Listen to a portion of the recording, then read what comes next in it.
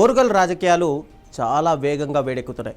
ఎండాకాలం పోయినా నేతల మాటల మంటలు మాత్రం పుట్టిస్తున్నాయట. ఓ మంత్రి ఎమ్మెల్యే పుణ్యాన ఎప్పుడు ఏం జరుగుతుందో, ఎవరు ఎవరిపై గరంగరంగా కామెంట్స్ చేస్తారో అని హస్తం పార్టీ నేతలు కూడా టెన్షన్ పడుతున్నారు.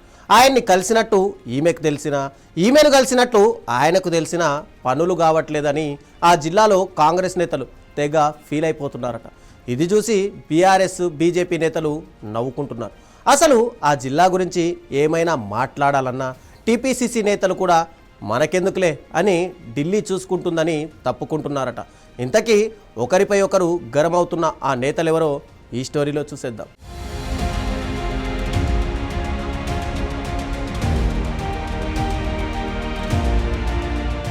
తెలంగాణ కాంగ్రెస్ పార్టీలో వివాదాలకు కొదవే లేదు. ఏదో ఒక అంశంపైన మంత్రులు ఎమ్మెల్యేల మధ్య వివాదాలు జరుగుతూనే ఉంటాయి.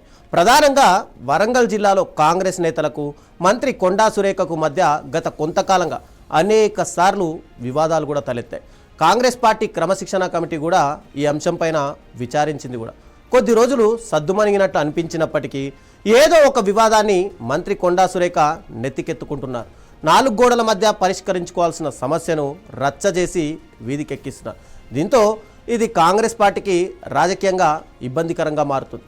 పార్టీ అభిమానుల్లో ఈ ఘటనలు ఆందోళన వ్యక్తం చేస్తున్నాయి.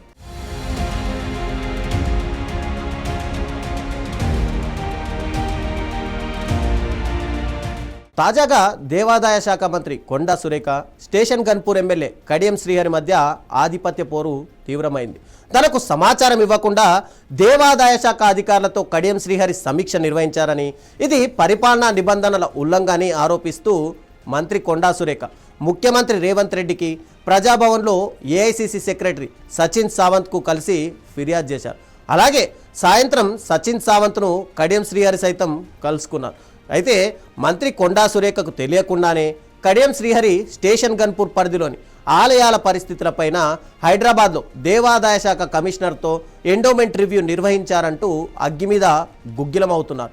కడియం పైన సీఎంకి మాత్రమే కాకుండా నేరుగా ఏఐసిసి సెక్రటరీ సచిన్ సావంత్కు కొండా సురేఖ ఫిర్యాదు చేశారు.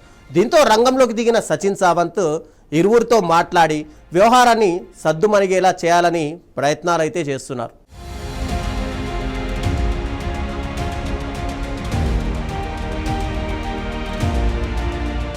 అయితే ఈ వివాదం ఫుల్ స్టాప్ పడిపోయిందని కొండా సురేఖ చెబుతున్నప్పటికీ కడియం శ్రీహరి మాత్రం ఘాటు కౌంటర్ ఇచ్చారు.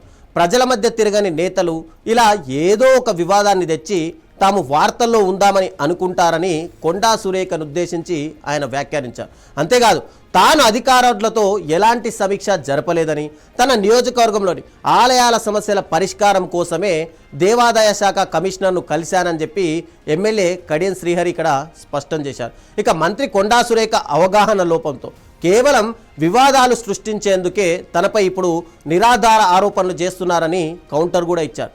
ఈ వివాదం ఉమ్మడి వరంగల్ జిల్లా కాంగ్రెస్ రాజకీయాలు ఇప్పుడు తీవ్ర చర్చనీయాంశంగా మారి తాను తన నియోజకవర్గానికి సంబంధించిన అంశాలు, ఆలయాల అభివృద్ధి గురించి మాత్రమే చర్చించానని, ఉమ్మడి వరంగల్ జిల్లా దేవాలయాల గురించి కూడా చర్చించలేదని చెప్పి ఆయన మరోసారి స్పష్టం చేశారు.